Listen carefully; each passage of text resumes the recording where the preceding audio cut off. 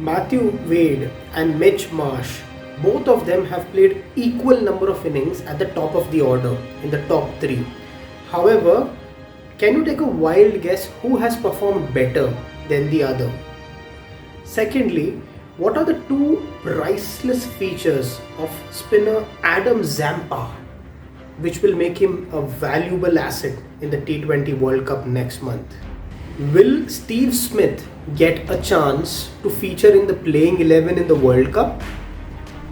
Answers to all of these and more as in this video we preview the Australian squad playing at home and defending their title in the T20 World Cup next month. This is Mervin, you're watching Mervin's Cricket Quiz. Stick around.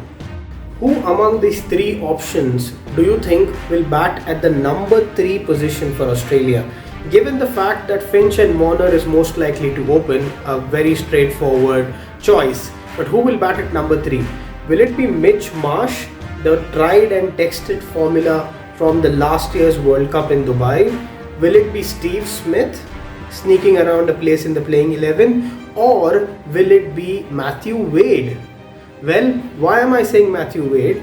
Now if you look at this upcoming chart which will come on your screen, you will clearly find out a part which is very strange. You will see this is the strike rate versus the average amount of balls faced in T20 internationals over the last 2 years. First thing that you note is Mathewwade has got probably the best strike rate, facing the least number of balls, batting in the top 3. Now he's played 16 games here, similar amount of games which Mitchell Marsh has played over this last 2-year period.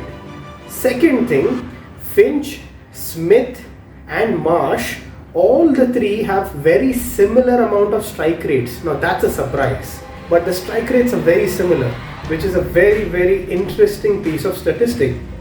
And thirdly, Wade has clearly outperformed Marsh looking at that barometer of strike rate, because you see the balls faced by between the two and you see that Wade's strike rate is much better. So do you think this makes a case for Mathewwade to bat higher, although he's been finishing games beautifully for Australia so far? Looking at the Australian middle order, the finishers, doesn't it look imposing to you? Glenn Maxwell, potentially Mitchell Marsh, Marcus Stoinis and the new addition Tim David. Now, does this tell you that this is the best finishing lineup in the T20 World Cup next month? If you feel that, please put your comments in the comment section below and share your views there. Now if you look at the upcoming chart on your screen related to the finishers or the middle order, same chart what we saw for top order, you will see the first thing that comes in your mind is Marcus Stoinis has the highest strike rate, 150 plus, limited number of balls faced and does the maximum damage. Second thing which you see is Glenn Maxwell. This is Glenn Maxwell's territory. This is where he thrives. But look at this, the strike rate of 133 is okay, not bad, but you might be expecting a bit more from Glenn Maxwell because you've seen it in variety of franchise T20 leagues all around the world. 133 seems to be a little less as compared to what Maxwell is known for. And number 3 is Steve Smith. Goes back to the question that I asked at the start of the video. His strike rate when you bat in the top 3, which you saw in the previous chart, was about 130-ish. Now when he comes lower down, or he's pushed lower down forcefully because of some promotions, his strike rate is still not the optimal level which you would want in a T20 game, especially batting towards the closing overs. Looking at the Australian bowling lineup. Now, the upcoming visual is a comparison between the economy rate and the strike rate. The lower the economy, the better. The lower the strike rate, the better. Now, what you see is something very interesting. Firstly, what it tells you is Adamzampa and Starc Hazlewood are value for money and the best possible option that Australia could have. Economy rate of around 7 or just below 7 and strike rates which guarantee you a wicket every game. Secondly, what it shows you of Ashton Agar who's Australia's supposedly second spinner, it is unlikely that he may get a place in the playing 11 because Zampa will definitely be the preferred choice. However, what it tells you is he's the best economy rate, which is about 6.5 runs an over, but he's not really been a wicket taker from an Australian standpoint.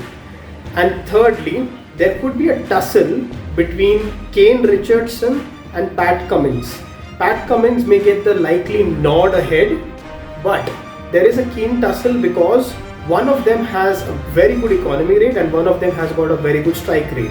So Richardson has got an amazing strike rate, but his economy rate is towards the 9.5 mark, a little on the expensive side. But Cummins is far more economical, but somehow not really a guaranteed wicket taker. And every second game or so he might pick up a wicket. A career graph of Josh Hazlewood and Mitchell Starc has been compared, specifically from the time they started to play T20 internationals for Australia. They have been on a diverging trend. The link coming on the screen right now will show you in this explanation in this video of how Hazlewood has gone from strength to strength, and Starc started brilliantly, has gone on the downward trajectory. Click on this link, we'll see you in this video. Please don't forget to hit the red subscribe button, click on the notification bell when each new video drops in. Stay safe, bye bye.